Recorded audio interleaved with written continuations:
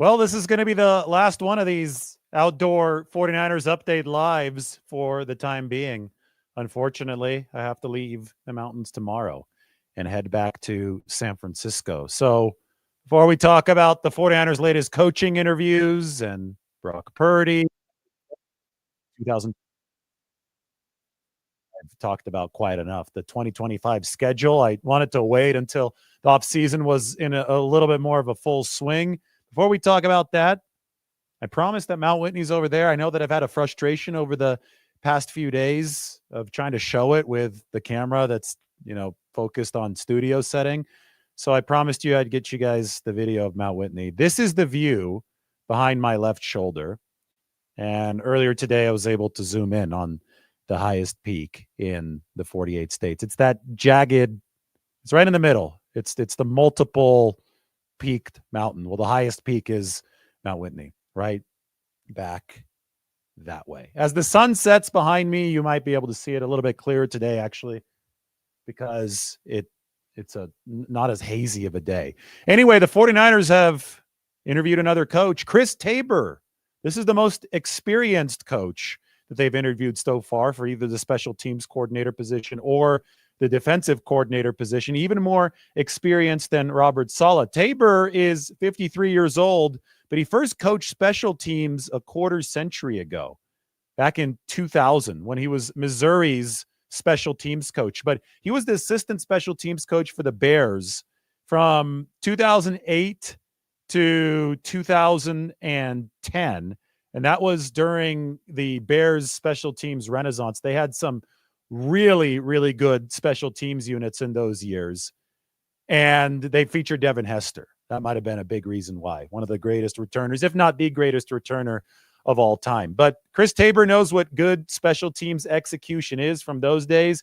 He most recently was the interim coach of the Carolina Panthers, elevated there after they fired their head coach in 2023.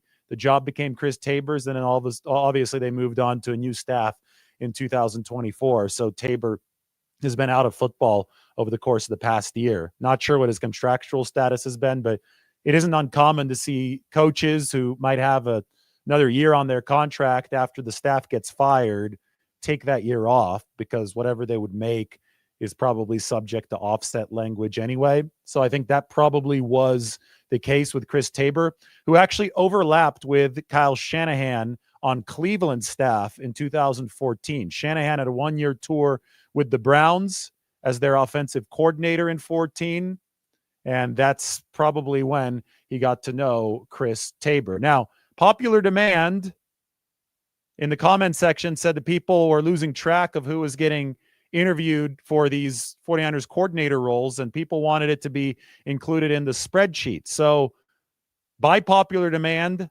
I have done this. This is the 49ers 2025 depth chart. Those of you unfamiliar with my work, you can go ahead and click on the link that I'm putting into the live chat section as we speak. You can follow along at this link. It's a Google link. But now I have added a special feature to the spreadsheet, and that is the coach interview section.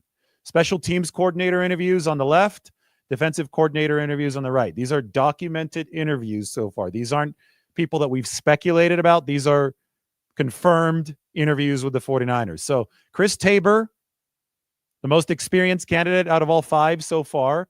Jet Modkins, who is the assistant special teams coordinator of the Detroit Lions. They've got the number one special teams unit by DVOA in the league this season. And Chris Banjo, who just finished up with the Denver Broncos. They lost to the Bills. Banjo's the assistant special teams coordinator of the Denver Broncos. They were ranked number 4 in special teams by DVOA. So at the very least, the 49ers collecting ideas about two of the most successful special teams units this past season in the game from Modkins and Banjo. Now they bring in a coach who was on the same staff as Kyle Shanahan in 2014 in Cleveland with Chris Tabor, and who's also gotten to see some really high-level special teams units at work. Defensively, they interviewed Deshae Townsend, who's the DB coach for the Detroit Lions. I don't think that's a bad idea considering what Aaron Glenn has been able to make happen with so many injuries in Detroit. Also comes from Aaron Glenn's extremely aggressive blitzing defense this year, at least against the Vikings. Boy, they absolutely flummoxed Sam Darnold. But maybe after we saw the Rams flummox Sam Darnold, maybe that isn't all too hard to do. But anyway, the Lions played a ton of man coverage, the most man coverage of any team this season in that Week 18 game against Minnesota. And Deshae Townsend, the defensive backs coach whom the 49ers interviewed for their DC position, he obviously has to be familiar with implementing that kind of man coverage, that kind of adaptability, if he was the DB coach of the Detroit team that decided to run their defense that way. And the 49ers obviously also interviewed Robert Saleh. And we'll talk a little bit about Saleh because he's on the head coaching interview circuit right now. The Jacksonville interview and the Raiders interview, both happening this week. Jacksonville today, the Raiders on Thursday for Robert Saleh. Now, the one thing with Robert is he's got history in the Jacksonville organization. He was under Gus Bradley there, coaching the linebackers from 14 to 16 before he came over to the 49ers. So it is entirely possible, and there's already been a report suggesting this, but it's entirely possible that the Jags take a really big liking to Robert Saleh. And if that's the case, well, then the 49ers won't be able to bring back Robert Saleh as their DC. There could be interviews that we haven't heard of at this point. And yesterday I talked at length about Dennis Allen. I think that he could be a really good fit. I know that Kyle Shanahan really respects what Dennis Allen has brought to the table against the 49ers. Remember that Saints-Niners game where 49ers shut out New Orleans in 2022, but they had tough time moving against that Saints defense. Allen was Sean Payton's defensive coordinator. He runs a 4-3. There has been no officially reported interview from Dennis Allen at this point, but if the 49ers go beyond the list that they've interviewed so far, I would definitely consider Dennis Allen to be a candidate. I think they should be interviewing as many names as possible. This show is brought to you by Rocket Money. Rocket Money is a personal finance app that helps find and cancel your unwanted subscriptions, monitors your spending, and helps lower your bills so you can grow your savings. Rocket Money has over 5 million users and has saved a total of $500 million in canceled subscriptions, saving members up to $740 a year when using all of the app's premium features. Cancel your unwanted subscriptions. Not to this YouTube channel. That's not an unwanted subscription. That's one that you should actually implement right now. Cancel your unwanted ones. Add one to this channel. It's free. And reach your financial goals faster with Rocket Money. Go to rocketmoney.com/gameon today. That's rocketmoney.com/gameon. rocketmoney.com/gameon. Another subscription you could add is the one to the San Francisco Standard. You could become a member there. I think that would be a good investment. Rocket Money can help you do it.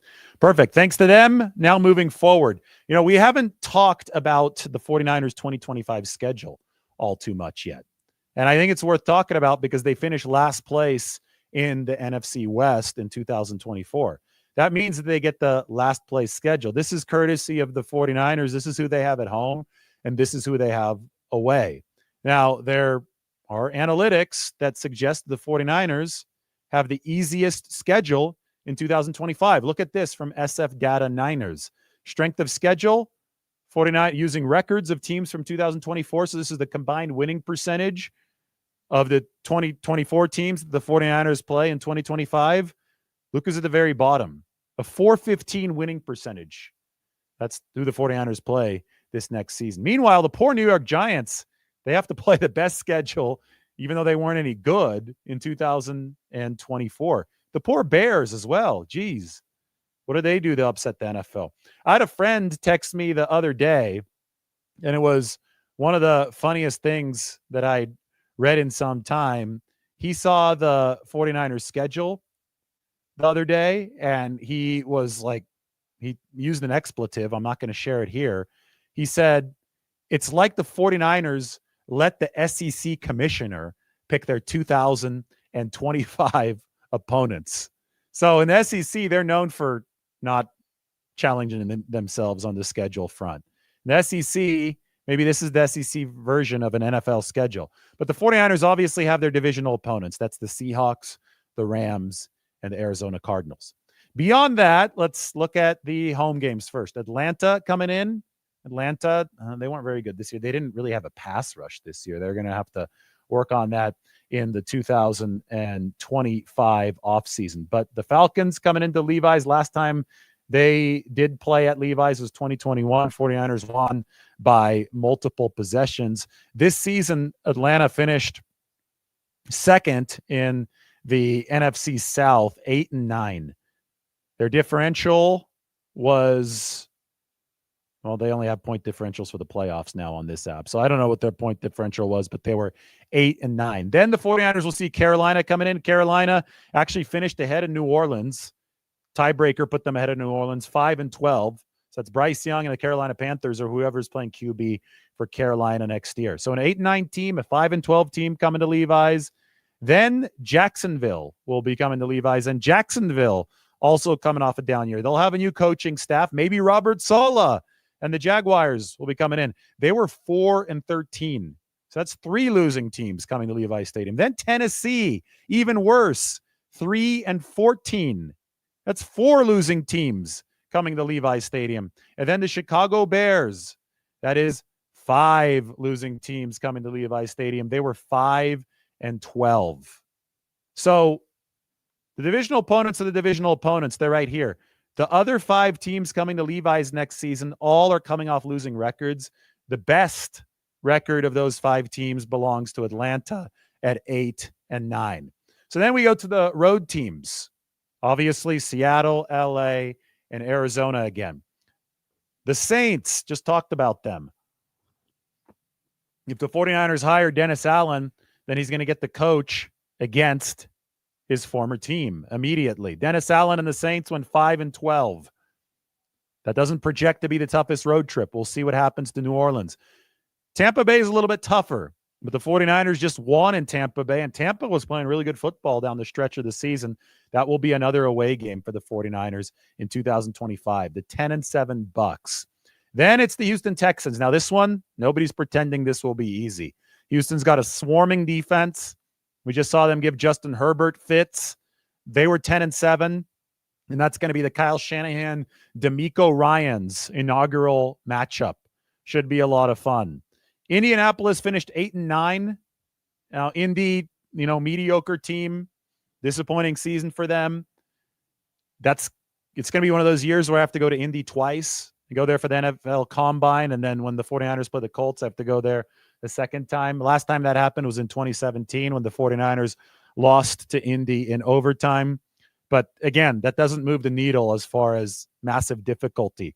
I have, believe it or not, have never covered a game in New York. And I get it. It's not in New York City. It's going to be in New Jersey. It's going to be at the old Meadowlands, now named MetLife Stadium, on the site of the old Meadowlands.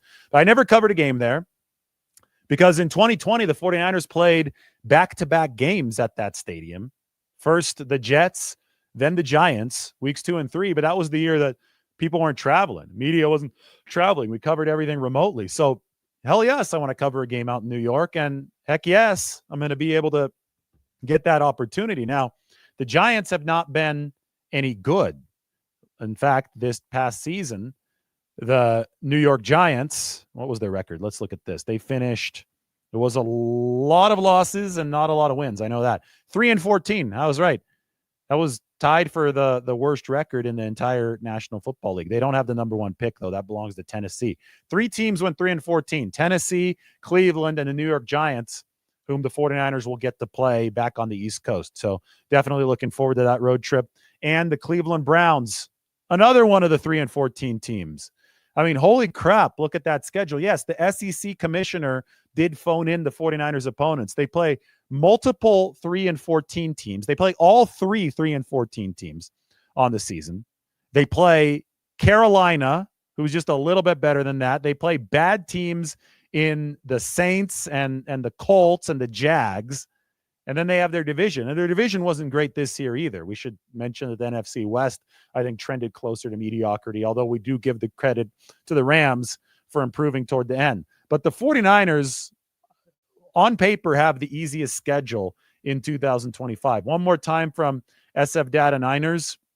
I mean, this is just, it's almost a joke how low the win percentage here is. Now, this is making up for the fact that this past year, the 49ers might have had the most challenging schedule ever in the NFL. We had never seen anything like this, and SF Data Niners did a great job of visualizing it. So this is a good example of sometimes things even out in your favor, because what the 49ers had to deal with in 2024 was unprecedented.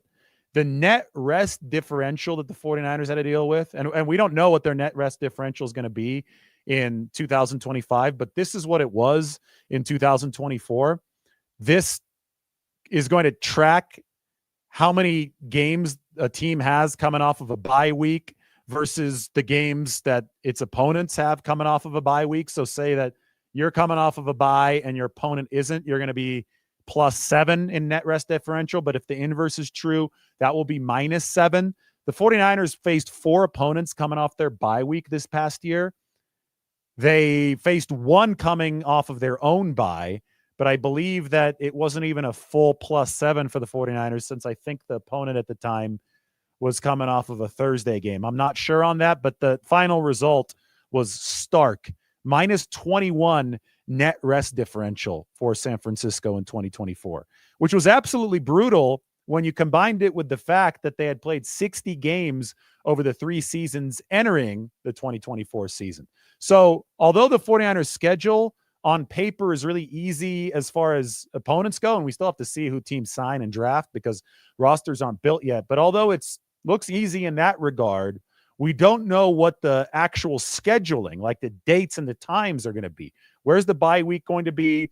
Where, who's going to be coming off of a bye when they play the 49ers? Who do the 49ers have playing off of their bye? Are there going to be any short weeks? Because there'll obviously be some, but Monday Night Football, Thursday Night Football, those create different imbalances in the schedule. And last year, the imbalances were stark, and they were a big part of why the 49ers struggled to get across the finish line in 2024. So we're going to be watching this closely as the calendar turns to February, then to March, then to April, and then to May, when the actual schedule comes out, because that's going to determine the 49ers' ease of path in 2025. Now, really selfishly, and if you believe the same thing, you could put a thumbs up in the comment section, but very selfishly, I want the 49ers to play in London. And I believe that 2 teams, I think the Jags and the Titans, I'm not sure if those are the 2 exact teams, but I believe that 2 of the teams on their schedule will be playing and technically hosting games in London in this 2025 season. I would love to see the 49ers play in Europe. I've gotten a chance to see them play in Mexico City. I had a great time. And I think now the next frontier is to cross the Atlantic Ocean and see San Francisco play in London. So fingers crossed that's going to happen. I don't have any inside information on that. It would be cool if it did. It probably won't, because I want it to happen. So I'm not going to get my hopes up. But I think that would be very, very fun for the 49ers. All right. So back to the update. We've got a lot to talk about today. Thanks to everybody for filing in. We've got a lot of good graphics to go through today. SF Data Niners reminded everybody how good Brock Purdy was in 2023. And I think this is all important context as we go through this offseason. Remember, he only fell down to number 7 in QBR, but his number in 2023, this was at the helm of a historically good 49ers offense. Look how he improved from quarter to quarter. John Lynch has talked about the 49ers needing to finish better. That was obviously a huge problem this year. With Purdy, quarter 1 ranked number 1. Quarter 2 got more efficient, but ranked number 2. Looks like Prescott was best in the second quarter. Quarter 3, Prescott dropped off. Purdy a little bit, but not really. Still ranked number 4. And in quarter 4, Brock Purdy had the highest EPA of any quarterback in the league. So when you talk about the 49ers needing to do a better job of finishing in 2025, well, I think that it falls on having a more complete and healthy receiving arsenal. So the receiving arsenal, their stats in the 2024 season. And we've gone over a lot of this in different ways. We haven't looked at this specific graphic, but we've talked about the awesome season that George Kittle had. This is expected points per target, so it's not going to be looking at raw stats as much as it's going to be looking at efficiency stats. Now, Kittle had 94 targets, 78 catches. I know Brock Bowers had 112 catches, but Brock Bowers was nowhere near this, the 0.72 expected points added per target. What that means is that every single time that Brock Purdy threw, or Brandon Allen or Josh Dobbs threw in George Kittle's direction, if you averaged it out, he was adding 0.72 expected points of value. That's like not far from a point added every single time George Kittle was targeted. I think that is probably the highest total we've ever seen from a tight end since 2011, when Rob Gronkowski was doing his thing with the New England Patriots. And it is absolutely worth noting, especially when we have the all-pro first team, second team debate. But also when we talk about what Brock Purdy has been able to deliver efficiency-wise for this offense. And you also have to give credit to Kyle Shanahan for scheming George Kittle into things. I don't think it was a great year for Shanahan. I think he's got to be a lot better. I think he fell off in the play-calling metrics this season. I don't think San Francisco ran enough screen passes. In fact, they were dead last in the NFL in screen passes leading into the month of December. But they rectified that over the last month, and I think that should give the 49ers some reason for optimism heading into 2025, because a lot of the screens they did run later in the season went to Kittle, and it helped him produce this gaudy number. The number for Jennings was awesome as well. Now, Deebo Samuel wasn't really efficient in 2024. Now, I know we've talked about many of the reasons as to why, even though he had a good training camp and a good start. He had the core muscle injury. He had the pneumonia. There was a hospitalization associated with that. But this is something to watch for. Is Deebo a good pairing with Brock? Because, I mean, Deebo is not the standard X receiver. And I think Brock Purdy was really missing the standard X receiver in 2024. Brandon Ayuk played the first few games, then he got hurt, but he wasn't himself the first few, coming off of the contract holdout, or the hold in, if we want to be technically correct. If you looked at this chart in 2023, Brock Purdy topped it, and Brock Purdy also topped the entire league. So the absence, Brandon Ayuk topped it, and Brandon Ayuk topped the entire league. So the absence of Brandon Ayuk for most of the 2024 season meant that the 49ers had only one super high efficiency guy instead of two. And then on top of that, Christian McCaffrey didn't play much at all, and he wasn't all that efficient of a receiver. He was in the negatives in 2024 instead of the positives as he was in 2023. So to fix the 49ers offense, they've got to bring Ayuk and the X receiver efficiency back into the fold. They've got to bring McCaffrey and his gravitational efficiency back into the fold. And then I think that Kittle, Pearsall, Jennings, all those guys will follow suit like they did in 2023. My big question then is going to be, where will Deebo Samuel fit in? He fit in well in 2023. I'm not saying that the Deebo era is over for the 49ers, but they have to find the correct role for him to best augment the centerpiece, and that's Brock Purdy. And I think that the best role for Deebo Samuel is that Z receiver position. And I don't want to say that he's an auxiliary target, but he's not the X target. And he's not the guy that you force feed like they did against the Rams. And I feel that Kyle Shanahan must have felt a need to force feed Deebo Samuel in that game because of the injuries. And then Deebo was also coming off of the tweet, right, where he said that he wasn't getting the ball enough. And I think a lot of things kind of conspired there to make that an imbalanced and ugly ending for the 49ers offense in terms of target distribution. But when things are operating holistically, when they're operating healthily, when guys are literally healthy, then the distribution is going to skew much more toward the X receiver in Brandon Ayuk. Kittle's number might go down a little bit, but you're going to have a lot more guys in the dark green here instead of the red. And you could see, also, we should note that there wasn't a whole lot of action for Jordan Mason in the receiving game, but he wasn't as inefficient as some have alleged that he was. In fact, he was a more efficient receiver this past year than Christian McCaffrey, although McCaffrey never really got a chance to, I think, really break into stride in this year.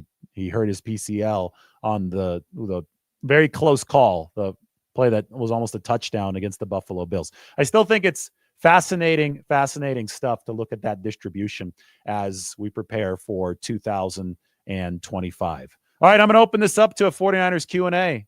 Looks like we're hitting near 5 p.m. We ended the show right around this time yesterday. Actually, I think we went to 5:15, but the broadcast started at 5, and then the game started at around 5:15. So I'm going to take you all the way to sunset since this is our last sunset show with some tea. And it's warmer today, too, which is nice. It's like 42 degrees as opposed to the 36 that it was yesterday. So I'm feeling comfortable out here, even though I brought the ski jacket out.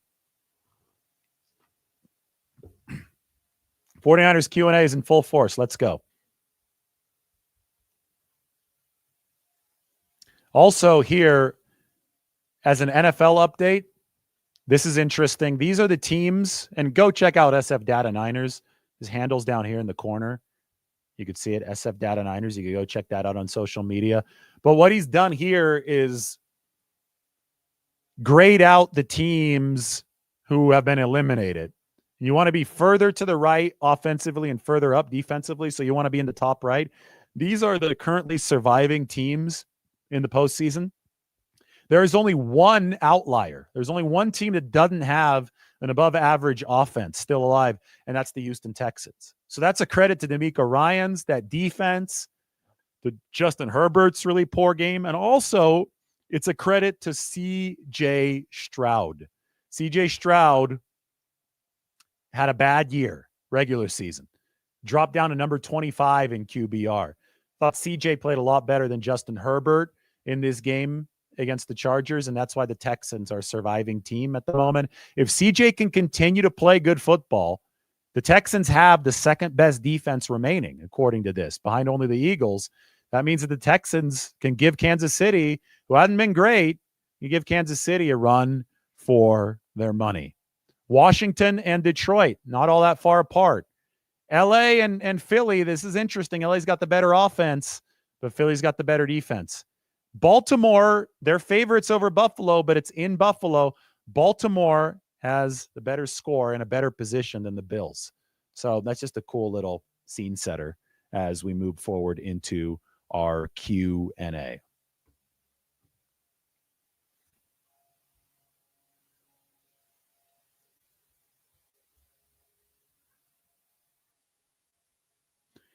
Kansas City seems unbeatable. I don't think so. They've won a lot of one-possession games. If Kansas City was unbeatable, they'd be over here. This would be unbeatable. Down here, I mean, they look like the second or third most beatable team. I don't think Kansas City's unbeatable at all. I don't know if they're going to lose this weekend, but my prediction is that they're going to lose by the title game. I don't think they're going to beat the Bills or the Ravens.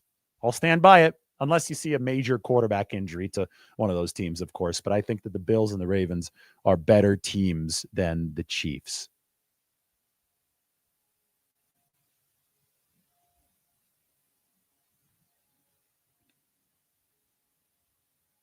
The Penn State tight end looks like a young Kittle. That's Tyler Warren that you're talking about, number 44. He's bigger, at least if you look at the listings on Penn State's roster. We'll see what the combine tail of the tape says, but Tyler Warren is listed at 261.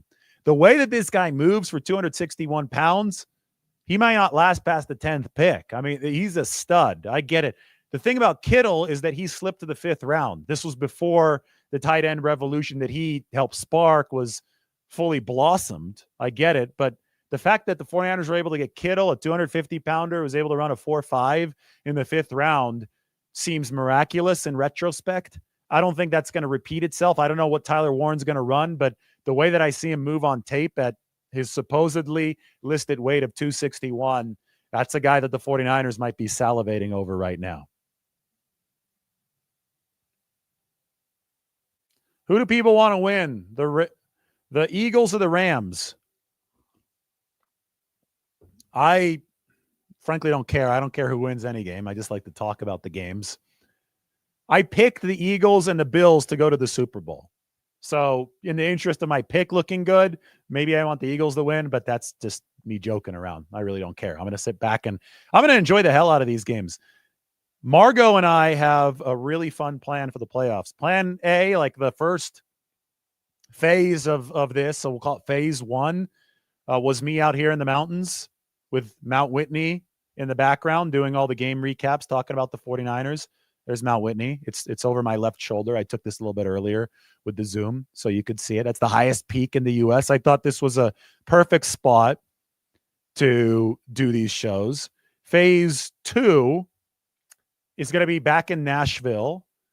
We're going to, and if you want type in Margot and say, encourage her.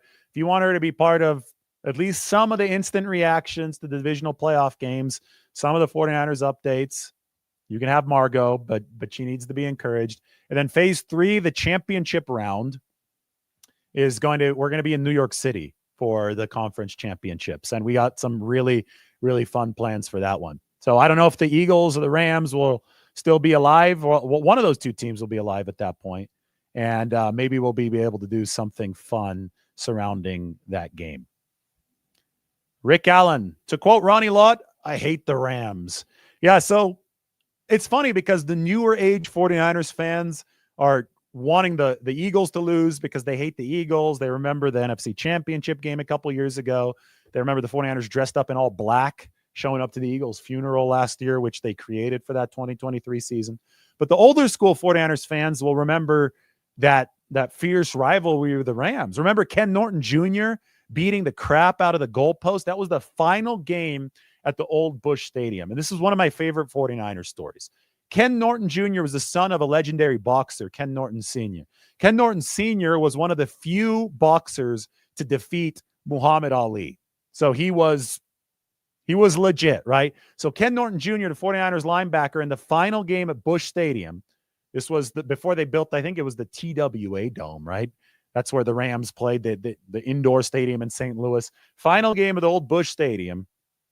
49ers beat the crap out of the Rams. Ken Norton Jr. has 2 pick sixes in one game.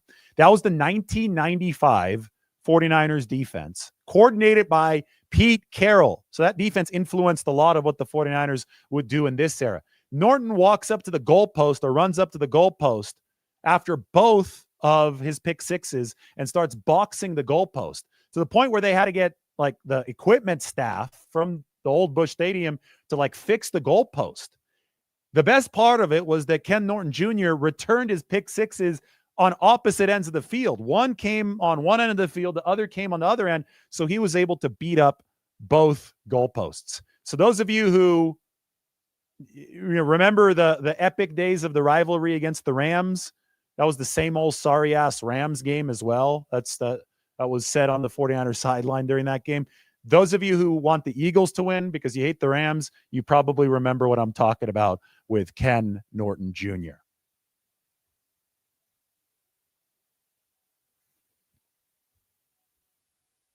Eagles fans were rude to Margot. Go Rams. Actually, I got some intel for you. Margot was not at the Eagles game. She's talked about Philadelphia fans, I think, being rude.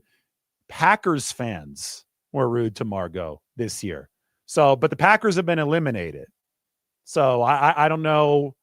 I don't know where we go from there. And the irony of Packers fans being rude to Margot is not lost on me, since her last name is Lombardi. So I don't think that the Packers fans that were rude to her at that game quite thought that one through.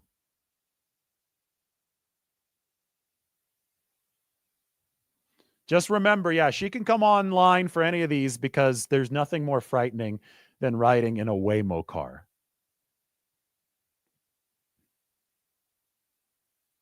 She always goes completely pale in those Waymo rides. It's quite funny. All right, more questions. Let's go. Mike says, post your questions. How about this? This is a good follow-up to, this is literally from Bill Walsh. This is on the NFL's website. I was looking up some of Walsh's philosophy. You know, I'm more talking about draftism and Brock Purdy. Look at what Bill Walsh thought about draft positioning and player evaluation. He hated when people describe the player by the round he should be taken in. Walsh hated hearing a scout tell him a player was, for example, not a good second rounder, but a great third rounder. He always said the only time people talk about rounds is in draft preparation and on draft day. Never during any player's career, Walsh would vent. Does anyone say a player was picked in the right round? The day after the draft, every player is graded on his playing performance, not his selection round. Walsh only cared about what a player would be able to do for his team. He thought that round talk was the wrong way for a scout to measure his own abilities. It was not talent evaluation, but rather round prediction. When I was in Cleveland, we had a scout who would rarely say much before the draft. When asked a question before draft day, he was vague, unwilling to commit to an opinion, almost sheepish. He refused to extend himself, always playing it safe. However, once the draft was over, he instantly became a new man.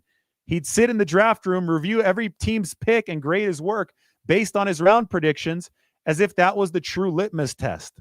I can still see him sitting there looking like he just aced the exam.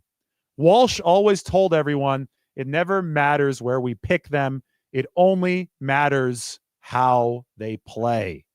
Gosh, could people use a dose? So not some people, not everybody. Some people use a dose of Bill Walsh right now? The resume, once a player hits the NFL, is what matters, not where they were picked. Draftism has become a bigger and bigger problem, and it's most exemplified with how people are talking about Brock Purdy. Listen, Brock Purdy is entitled to the top quarterback contract in the league. That's how the market works. Nobody's saying that he's the top quarterback in the league. People are saying that he's entitled to the top deal based on market rate. That probably is going to be over $60 million per year. Again, I talk about the APY, and I explain that it is not the end-all, be-all. I think that a lot of it, APY is ego-driven.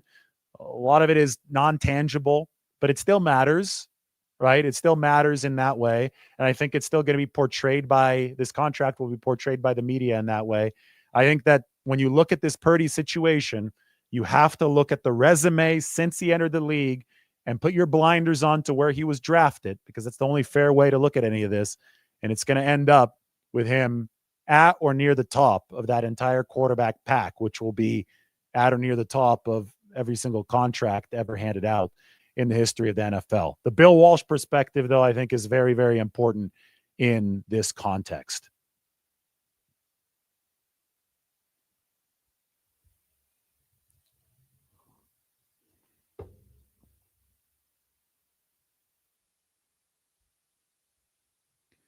What's the Saleh situation?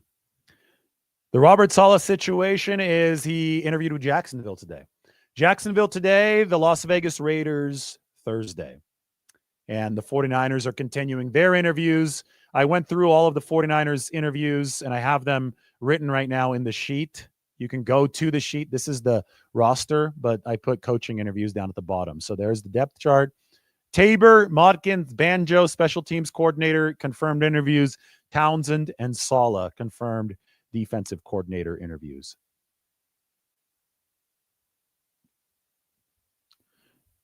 Casper the Ghost keeps following Darnold everywhere he goes. Are you talking about the Waymo car?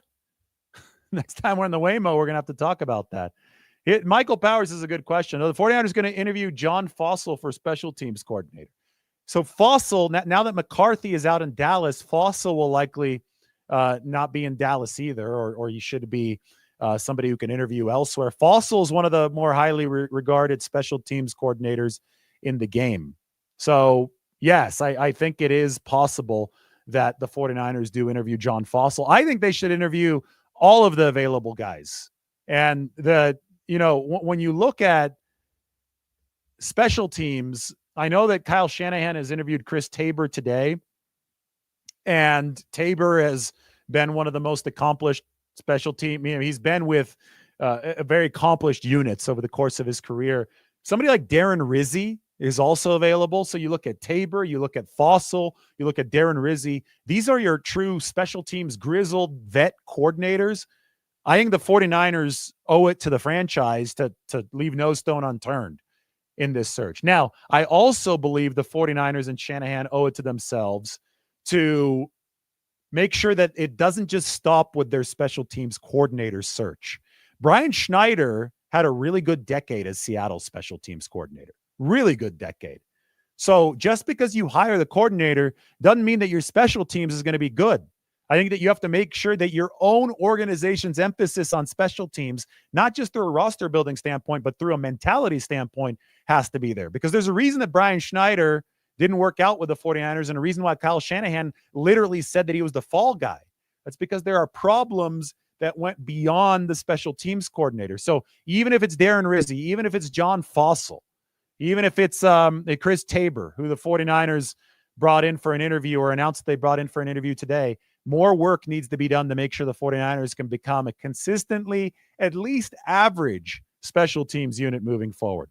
Now, I think that makes the interview the 49ers did of Jet Modkins, the Detroit Lions assistant special teams coordinator, really interesting, because the Lions are ranked number 1 in the league this year in special teams DVOA. Even if you don't hire Modkins, I think it's insightful, if you're Shanahan and company, to get his thoughts and some intel on what Detroit is doing from an organizational standpoint to bring that special teams up to number 1. Because if the Lions are a juggernaut and they have the number 1 special teams, why can't the 49ers have the number 1 special teams? They've got to figure out a way to get to a higher level, at least higher than where they are right now, right? Dead last at number 32. I appreciate you, Andy. Thanks very much.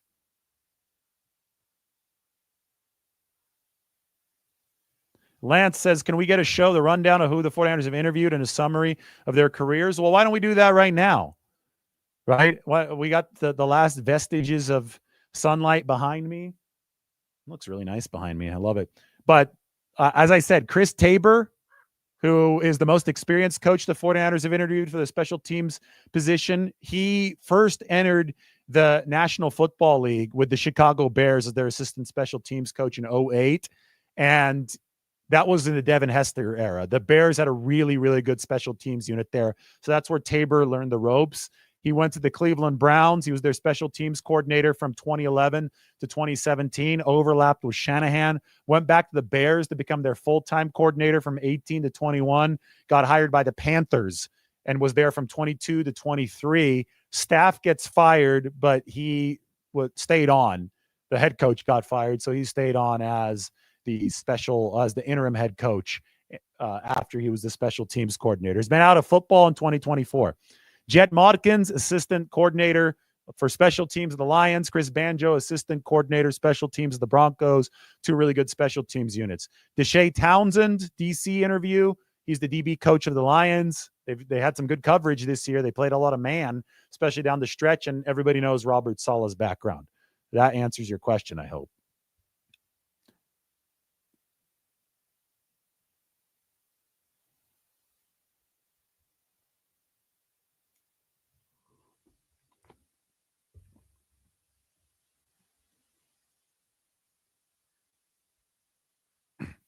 Any more questions? It's getting dark. You guys are running out of time.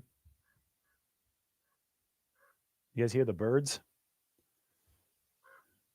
It's the first time I've heard birds. I think it's because it's a little bit warmer today than it has been over the past couple days. I'm not like freezing out here the way I had been over the past couple days. It's actually quite nice.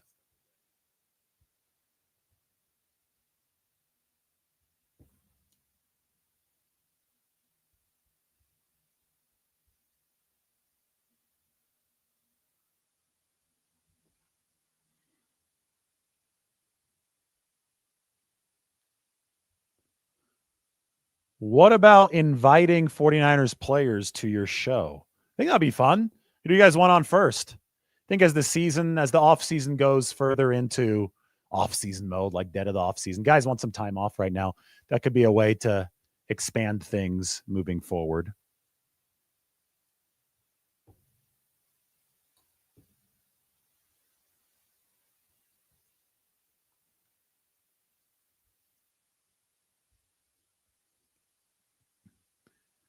Why did the 49ers keep Sorensen? Well, he's not their defensive coordinator, but they like Nick Sorensen. He's been a good coach for this football team. He wasn't a good coordinator. I think it was a little too big for him.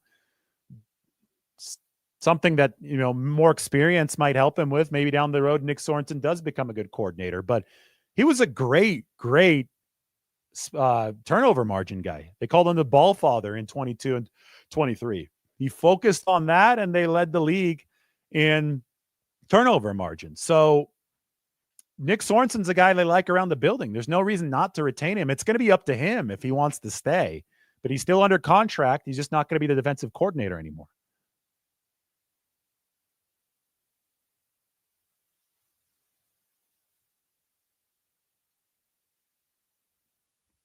All right, I'm ready for the last couple questions. It's almost pitch black out here.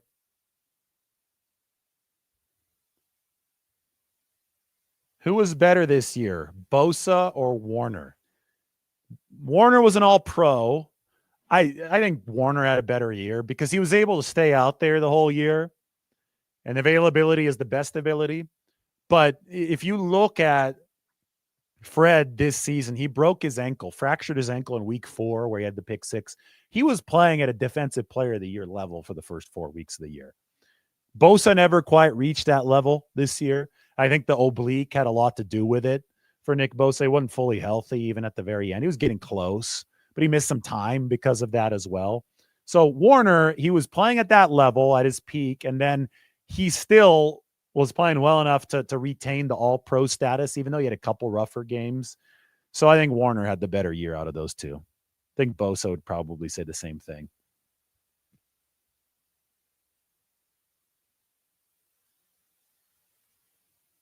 Can D Winters replace Dre if he's gone? I will say that D took some strides forward this year. I still remember the play where he blanketed DK Metcalf 25 yards downfield early in that Seattle game.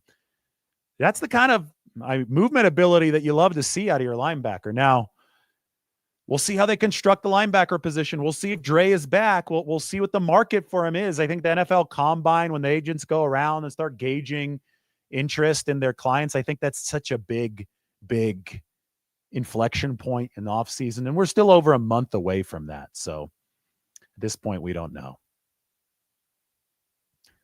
All right, guys. Thank you so much for all the questions. It's basically dark out here. I wish I could give you a little bit more of the view. Maybe I can. Maybe we can do that one more time here. Let's give you Mount Whitney back on the screen just for a little bit. And I'm going to get up and I'm going to grab that camera. And we're going to give you the view from the camera itself to finish this thing out. Because this is the last sunset show for the time being until I'm back here. So there you go. And now let's grab this. You can see my setup here. There's the setup. That's where we broadcast from. And this is what we see.